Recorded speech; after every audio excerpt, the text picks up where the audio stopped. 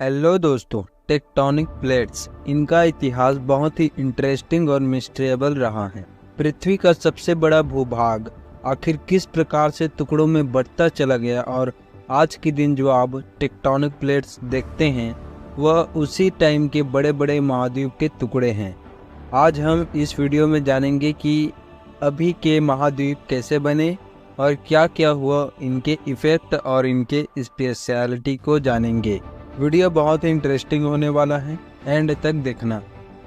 दोस्तों, सबसे पहले इनके हिस्ट्री को जानते हैं। बात है पैलियोजोइक एरा का, जिस टाइम 200 करोड़ वर्ष पहले जितने भी आप आज के दिन महाद्वीप देख रहे हैं वह सभी प्लेट्स एक प्लेट्स हुआ करते थे और उस एक प्लेट को पेंजिया नाम दिया गया था और उनके चारों तरफ के महासागर को पेंथालासा कहा जाता था।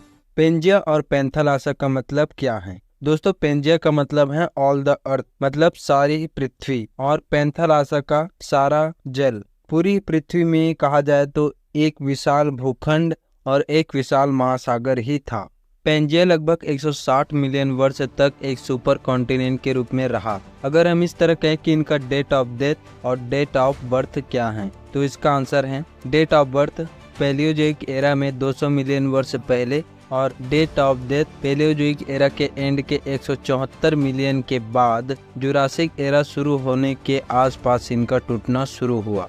लेकिन क्या कारण था आखिर इनके विखंडन होने का? दोस्तों, मैंने पिछले वीडियो में बताया है कि भूकंप किस कारण से आता है। बेसिकली जब दो कॉन्टिनेंटल प्लेट में टकराव या एक प्लेट दूसरे प्लेट के नीचे धंसते हैं तो वे भूकंप के कारण होते हैं। सेम ऐसे किसी भी प्लेट का विखंडन हो सकता है क्योंकि अर्थ के सभी प्लेट अर्थ के ऊपर तैर रहे हैं। पेंजिया का विखंडन टाइम के साथ दो बड़े कॉन्टिनेंट में बट गया जो नॉर्थ और साउथ था।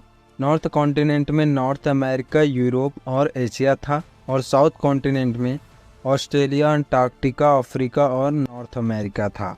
पेंजिया के इस दो बड़े भाग को लॉरेंसिया और गोंडवाना लैंड का नाम दिया गया और जो उसके बीच का सागर था उसको टेथिस सागर कहा गया। वो एक उथला सागर था। दोस्तों, इस विखंडन में बड़ी बड़ी ज्वालामुखी उद्गार देखने को मिले और भूकंप भ्रंशन भी देखने को मिले। लेकिन सिर्फ यही एक वजह नहीं है दोस्तों। हम यहाँ पर 4 मोस्ट वैल्यूएबल रीजन की बात करेंगे जिनके थ्रू टेक्टोनिक थ्योरी टॉपिक असल में पूरा होता है। यहाँ पर पहला रीजन है दोस्तों डाइवर्जन बाउंड्री।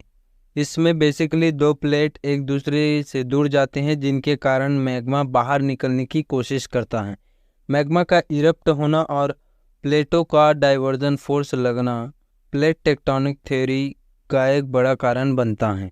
दूसरा कारण है दोस्तों मेंटल कन्वेक्शन एंड अपलेविंग एंथ्रोस्फीयर। शॉर्ट में इसे मेंटल कन्वेक्शन बोल सकते हैं।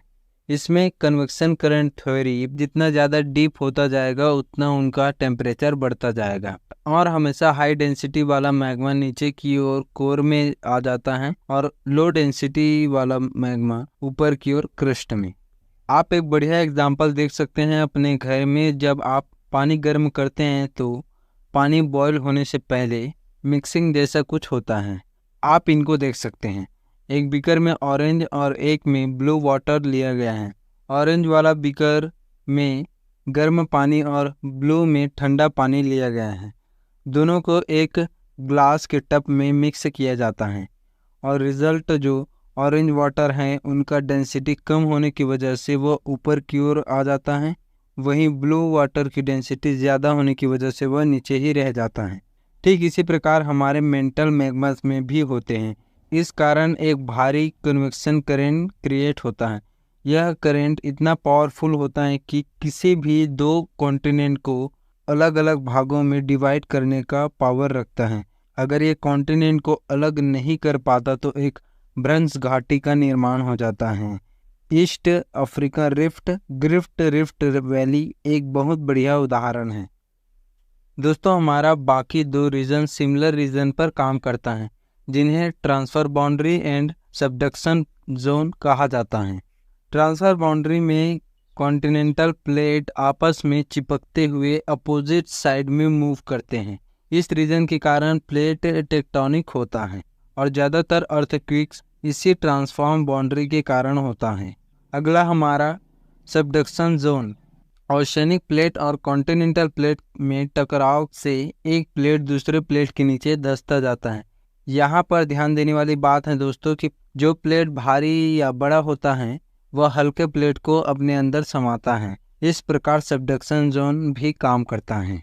यहाँ पर मैं आपको याद दिला दूं दोस्तों, यह जितने भी रीजन्स मैंने बताए हैं वह सब आर्थर होम्स के कन्वेक्शन करंट थ्योरी के कारण पॉसिबल हैं। इसमें इतना पावर जनरेट होता है कि किसी भी विशाल प्लेट को आसानी से मूव कर दे। हालांकि ये काम सैकड़ों हजारों सालों में होता है। दोस्तों, जो आप प्लेट टेक्टोनिक इस वीडियो में पढ़ रहे हैं, इस बिग थ्योरी को अल्फ्रेड वेगनर ने डिस्कवर किया है। बिल्कुल इसी तरह से लॉरेंसिया और गोंडवाना लैंड से जितने भी आज के दिन आप महाद्वीप देख रहे हैं वह अलग हुए थे। वीडियो में आगे बढ़ने से पहले मैं आपको बताना चाहूँगा कि हमारा चैनल अभी नया है। हमारे चैनल में इस वीडियो को मिलाकर कुल 3 वीडियो ही अपलोड हैं, क्योंकि हमें आपको ज़्यादा से ज़्यादा डिटेल बताना और क्वांटिटी और क्वालिटी के साथ वीडियो शेयर करना है।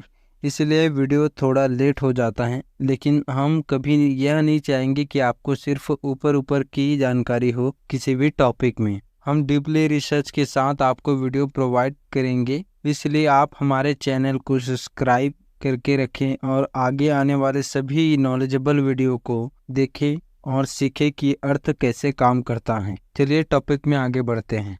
लॉरेंसिया में नॉर्थ अमेरिका, यूरोप और एशिया, गोंडवाना लैंड में साउथ अमेरिका, अफ्रीका, अंटार्कटिका और ऑस्ट्रेलिया हैं।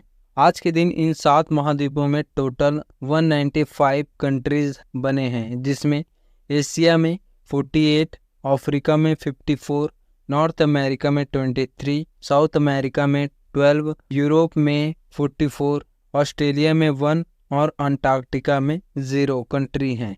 लेकिन दोस्तों, अगर आप इन सभी देशों को मिलाएंगे तो यह टोटल 195 नहीं होते। इसका कारण बड़ा ही सिंपल है। कुछ ऐसे देश जिन पर विवाद चल रहे हैं कि यह किस महाद्वीप में है। कुछ देश बहुत ही छोटे हैं, इतने कि उसे कंट्री की सूची में नहीं रखा जा सकता। मेनली यही कारण है दोस्तों कि इन्हें सिर्फ नंबर्स में ही गिना जाता है।